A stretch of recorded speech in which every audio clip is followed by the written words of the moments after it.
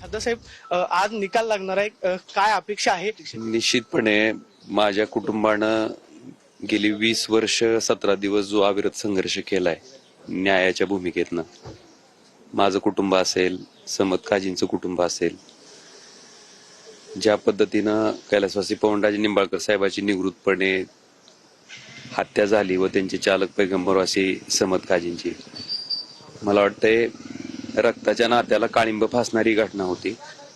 आणि त्याच भूमिकेतनं आजपर्यंत आम्ही न्यायाच्या प्रतीक्षेत आहोत. मला वाटते 20 वर्षाच्या प्रदीर्घ लढ्यानंतर आज निर्णयासाठी कोर्टानं तारीख राखीव केलेली आहे.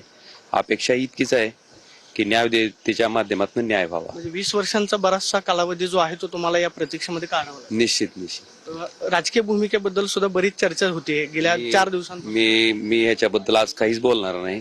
आज माझ्या आयुष्यातला सगळ्यात महत्वाचा निर्णयाचा क्षण आहे आणि मला वाटतं आम्ही सगळेजण त्याच्या प्रतीक्षेत आहोत. बरोबर. विकी चव्हाण, प्रदीप कापसे, TV9 मराठी, पुणे.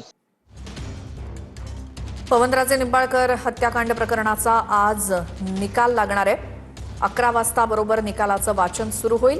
मात्र त्यासाठी ओमराजे निंबाळकर आणि त्यांचं संपूर्ण कुटुंब मुंबई कोर्टात हजर आहे. त्याचसोबत इतरही काही आरोपी आहेत. हे सर्व आरोपी आज हजर राहणार आहेत.